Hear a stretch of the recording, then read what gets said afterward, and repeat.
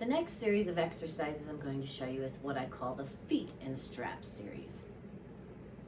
Let's show you these next. You're going to again use only one spring because less is more for the core. And the straps are still about the length of your shoulder pads. Keeping hair out of the rails.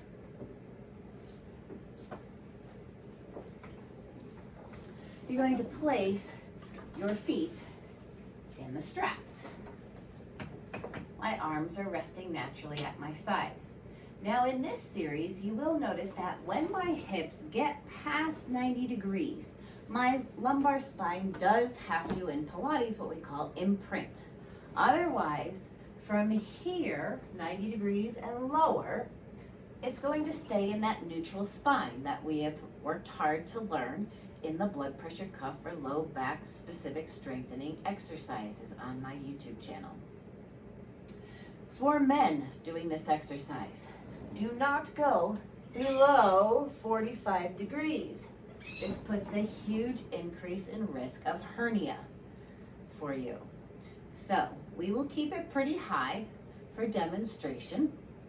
And the first one I call is a long lumbar stretch. So our legs are together, feet are together. They're not in that my turned out V position that I used for my hands in straps. They're just nice and together.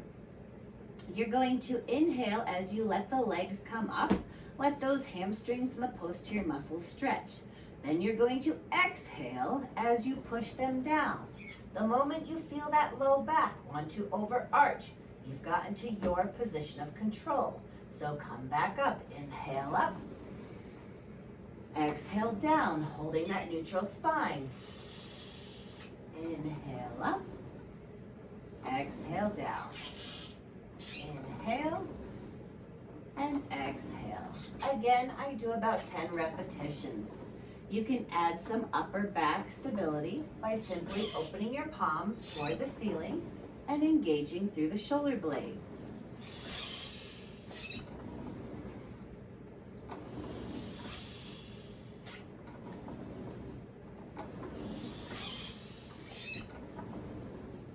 Exhale down, inhale up, one more, exhale, and inhale.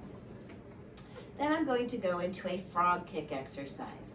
My feet stay together, my knees come wide as I'm up toward my shoulders. Then I'm going to exhale, kicking out from the hips, about that 45-degree angle. Inhale in, exhale out. Feet stay together the whole time. We're starting to open up the hips in this exercise. Again, 10 repetitions. Keep it nice and slow and fluid.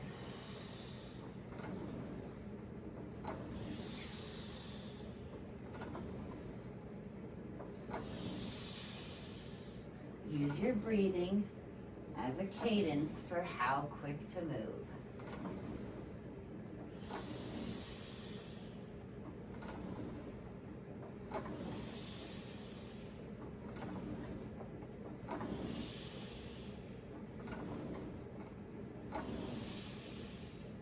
One more. Now that I've opened my hips, I'm going to come into hip circles. Legs come up, they're together. Then I'm going to separate them, and I'm going to come down and around. Inhale up, exhale down and around. Keep the circle size comfortable for your hips. Inhale up and around, exhale down and around.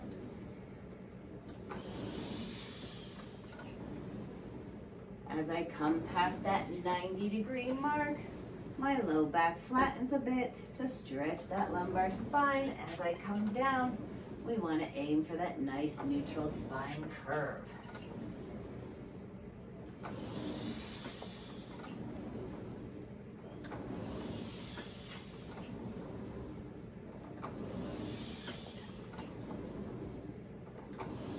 Let's switch directions and do another 10 in the other direction. Exhale down, out, up and around. And you might notice that one direction is smoother than the other. Again, in Pilates, we're not looking to elicit pain. We're looking to kind of sandpaper any rough spots within that hip joint. So use it like that. Keep it comfortable. Keep it challenging your range just a little bit, but keep it where it also feels stable. If you are getting clicking in your hip, then you can add another spring and see if a little bit more resistance helps you. If it continues to click, especially when you're coming up toward your chest, engage those abdominals a little bit more. If you need to keep your circles smaller, a little bit lower, find where you need to stabilize the spine. Play around with foot position, whether or not it helps to turn the feet out or if it helps to turn the feet in. All these little tidbits can help keep you stable for your skeletal needs. The last one in the feet and straps is simply a double knee to chest. Legs stay together this time, so straps are on the outside of your legs. And you're going to inhale into the chest, exhale, push out.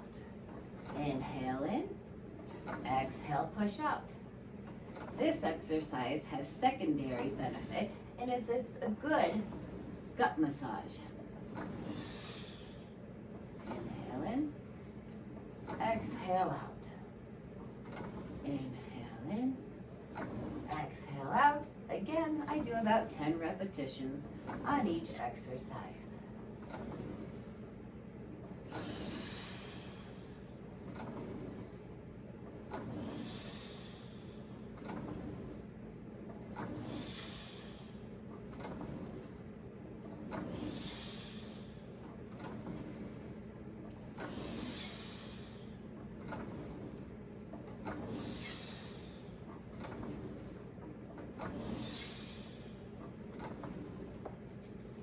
And that finishes your feet and straps series.